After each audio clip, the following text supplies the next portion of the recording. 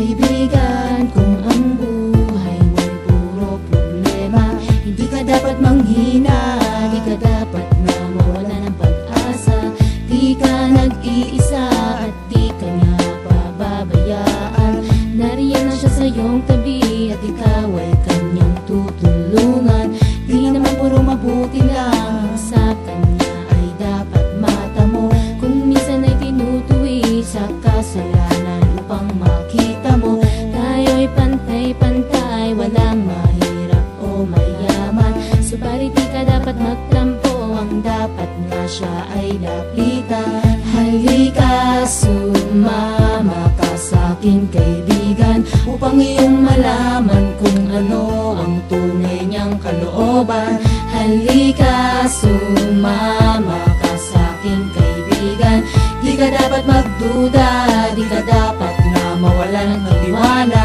Kung minsan ay di na makangiti at madalas laging pumapatak ang luwas sa mga mata, maniwala kapag ika'y kanyang anak. Minsan ay para bang gusto ko nang mamatay dahil sa mga problema na ayaw humiwalay. Pero aking nilagay aking sarili sa iba at aking nalaman na ako'y hindi nag-iisa. Madalas na pumatak ang aking mga luha dahil sa mga kabiguan na lagi nakukuha. Ngunit hindi lang naman ako ang nakaranas ng pait. Marami diyang iba na buhay na ang naging kapalit ng mga pagsisikap, ngunit sila'y nabigo pa rin. Tanong ko sa sarili, ba sila'y nakatayo pa rin? Naging matibay, sila ay hindi nagpakarupok. Gano'n mang karami ang dinanas na pagsubok, sila ay naniwala, nagtiwala sa magagawa ng makapangyarihang may kapalan siyang dakila sa lahat. Sa kanya nagbuhat ang bawat nasa iyong paligid, sa kanya ay lumapit, manalig ka kapatid. Halika, sumama ka sa'king kaibigan, upang iyong malaman kung ano ang tunay niyang kalooban. Halika, sumama ka sa'king kaibigan, di ka dapat magduda, di ka dapat na mawala ng tiwala.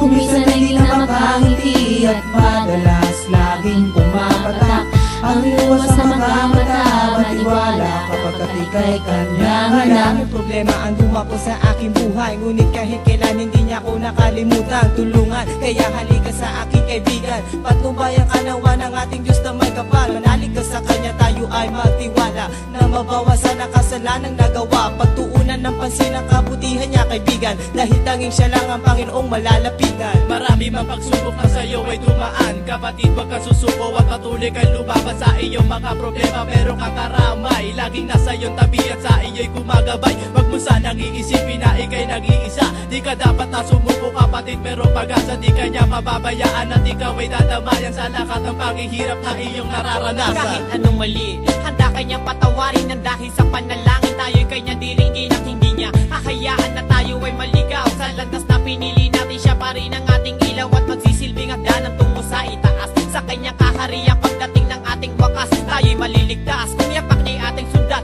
dahil siya ang makapangyarihan sa buong sanlibutan kaibigan.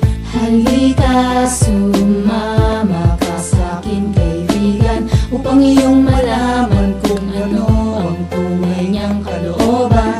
Halika, sumama ka sa'king kaibigan, di ka dapat magduda, di ka dapat na mawalan ng tiwala.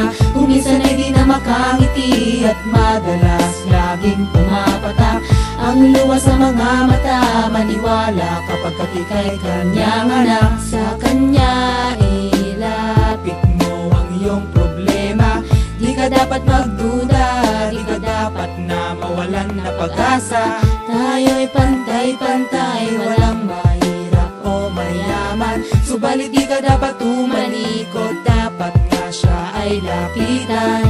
Halika, sumama ka sa'king kaibigan, upang iyong malaman kung ano ang tunay niyang kalooban. Halika, sumama ka sa'king kaibigan, di ka dapat magduda, di ka dapat na mawalan ng tiwala. Kung minsan ay di na makangiti at madalas laging pumapatak ang luwas sa mga mata, maniwala kapag ika'y kanyang anak. Kaibigan, kung ang buhay mo'y puro problema, hindi ka dapat manghina, di ka dapat na mawala ng pag-asa. pag-asa. Di ka nag-iisa at di ka niya pababayaan. Nariyan lang siya sa iyong tabi at ikaw ay kanyang tutulungan.